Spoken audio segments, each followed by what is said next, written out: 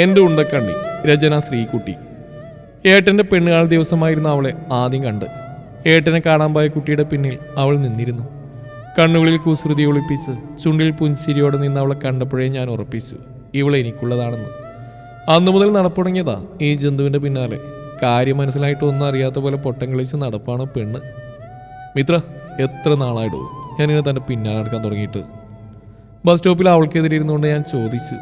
ഞാൻ ആദ്യം പറഞ്ഞിട്ടില്ലേ എനിക്ക് എസ്കോണ്ട് ആവശ്യമൊന്നുമില്ലെന്ന്? കൃത്രിമ ദേഷ്യം ഭാവിച്ച് കണ്ണിറുക്കി ചിരിച്ചുകൊണ്ട് അവൾ പറഞ്ഞു. അവളുടെ ഒരു ഉണക്ക കോമഡി, ഞാൻ മനസ്സിൽ പറഞ്ഞു. എന്താ ആലോചിക്കണത്? അവൾ പതിയെ ചോദിച്ചു. അല്ല, ഞാൻ ഓർക്കുകയായിരുന്നേ, ഞാനും ഏട്ടനും ഒന്നിച്ച് പെണ്ണേണ്ടതാ. ഏടത്തേക്ക് ഇത് 3-ാം മാസമാണ്. ഞാൻ നടന്ന് ചെരുപ്പ് കഴിഞ്ഞ് എൻ്റെ മിച്ചം. എൻ്റെ പറച്ചിലേട്ട് അവൾ ചിരിയടക്കാൻ പാടുപിടിയായിരുന്നു. അവളുടെ ചിരി കൂടി കണ്ടപ്പോൾ എനിക്ക് ദേഷ്യം വന്നു. അവളെയും തിരിഞ്ഞു പോലും നോക്കാതെ ഞാൻ ബൈക്കെടുത്ത് വീട്ടിലേക്ക് പോന്നു. ദിവസങ്ങൾ കൊഴിഞ്ഞു പോയിക്കൊണ്ടിരുന്നു. ഞാൻ മനഃപൂർവ്വം അവളെ കാണാതെയും മിണ്ടാതെയും ഇരുന്നു. എങ്കിലും എൻ്റെ ഉള്ളു മുഴുവൻ അവളായിരുന്നു. അവളുടെ വിടർന്ന ചിരിയും കൺമഷി എഴുതിയ കണ്ണുകളും കഴുത്തിലെ കറുത്ത മറുകും അവളിലേക്ക് എന്നെ കൂടുതൽ അടുപ്പിച്ചുകൊണ്ടിരുന്നു. രാവിലെ തന്നെ അവളെ നിന്ന് കാണാമെന്ന് കരുതിയായിരുന്നു ബസ് സ്റ്റോപ്പിലേക്ക് പോയത്. അവിടെ വായി നോക്കി നിൽക്കുമ്പോഴാണ് ചെറിയമ്മാവൻ്റെ മകൾ സ്വാതിയുടെ വരവ്. മുറപ്പെണ്ണാണെങ്കിലും കുടുംബത്തിലെ ഏക പെൺതരിയായതുകൊണ്ട് ഞങ്ങൾ ആൺപിള്ളേർക്കെല്ലാം അവൾ കുഞ്ഞനുജത്തിയായിരുന്നു. ആഹാ, ഞാൻ വരുന്നുണ്ട്, എന്നെ കൊണ്ടുപോകാൻ വന്നാണ് ഏട്ടായി ചോദിച്ചുകൊണ്ട് ആ കുരിപ്പ് ഓടിയൊന്ന് എൻ്റെ പിന്നിൽ കയറി. വേറെ വഴിയില്ലാതെ വീട്ടിലേക്ക് വണ്ടി തിരിക്കുമ്പോൾ കണ്ടു മിത്ര നടന്നു വരുന്നു. എൻ്റെ പിന്നിൽ സ്വാതിയെ കണ്ടുകൊണ്ടാവാം പെണ്ണിൻ്റെ മുഖം വീർത്തിരിക്കുന്നത്. മുഖത്തൊരു ലോഡ് പുച്ച നിറച്ച് അവൾ ബസ് സ്റ്റോപ്പിലേക്ക് വന്ന് കയറി. ഞാനും വിട്ടുകൊടുത്തില്ല, അവളെ മൈൻഡ് ചെയ്യാതെ വീട്ടിലേക്ക് വിട്ടു. പിറ്റേന്ന് മുതൽ എന്നെ കാണുമ്പോഴെല്ലാം അവളുടെ മുഖം കടന്നു കുത്തിയ പോലെ ആവുന്ന ഞാനും കണ്ണിലെന്ന് അടിച്ചു. 2 മാസങ്ങൾക്ക് ശേഷം ഒരു ഞായറാഴ്ച ഞാൻ കണ്ണു തിരുമ്മി താഴേക്ക് വരുമ്പോൾ കണ്ടു വീട്ടിലാകെ ആളും ബഹളവും. അതിന് നടുവിലൂടെ ചായ ഗ്ലാസ് നിറച്ചൊരു ട്രേയും കൊണ്ട് അവൾ നടക്കുന്നു. ഇവളെന്താ ഇപ്പോൾ ചായയും കൊടുത്ത് നടക്കുന്നു? സ്വയം ചോദിച്ചുകൊണ്ട് കണ്ണും വീഴ്ച നിന്ന് എൻ്റെ അരികിലേക്ക് വന്ന് ഒരു ഗ്ലാസ് ചായ എൻ്റെ കയ്യിലേക്ക് തന്നു. ആലുവ മണപ്പുറത്ത് വെച്ച് കണ്ട പരിചയം പോലും കാണിക്കാതെ അവൾ അകത്തേക്ക് പോയി. ഡാ, നീ ഇവിടെ എന്ത് നോക്കിക്കുവാ? പോയി കുളിച്ചിട്ട് വാ. ഞങ്ങൾക്ക് ഇത് 7-ാം മാസമല്ലേ, അവൾ കൂട്ടിക്കൊണ്ട് അവരൊക്കെ ഇപ്പം എത്തും. എൻ്റെ നിൽപ്പേണ്ട അടുത്തേക്ക് വന്ന അമ്മ പറഞ്ഞു.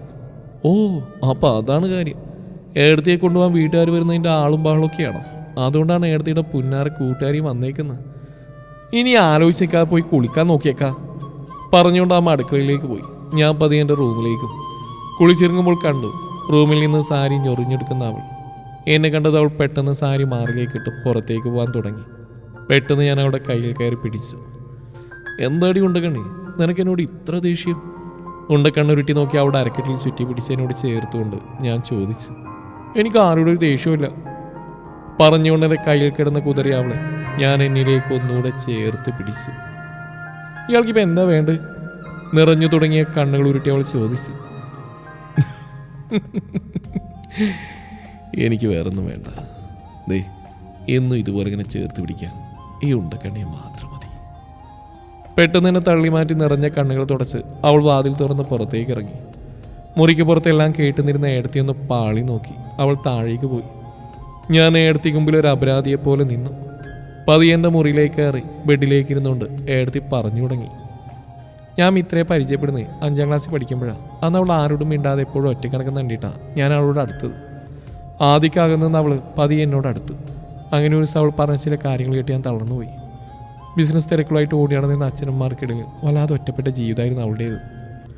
അതിനിടയിൽ ഇടയ്ക്കിടെ വീട്ടിൽ വന്നു പോയിരുന്ന ചെറിയച്ഛൻ അവളോട് മോശമായിട്ട് പെരുമാറിയിരുന്നു.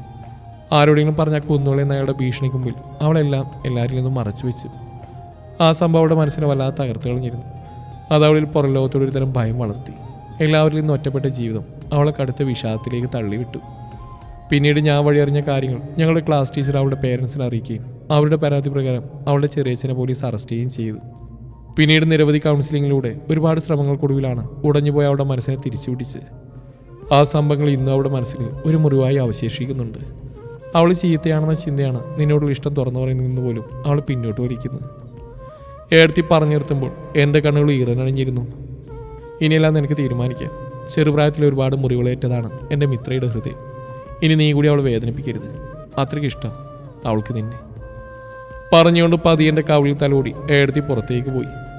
അപ്പോഴാണ് എല്ലാം കേട്ട് നിറഞ്ഞൊഴിയ മിഴികളോടെ മുറിക്ക് പുറത്തെ ഭിത്തിയിൽ ചാരി ഒരു ശില പോലെ നിന്നിരുന്ന അവളെ ഞാൻ കണ്ടത്.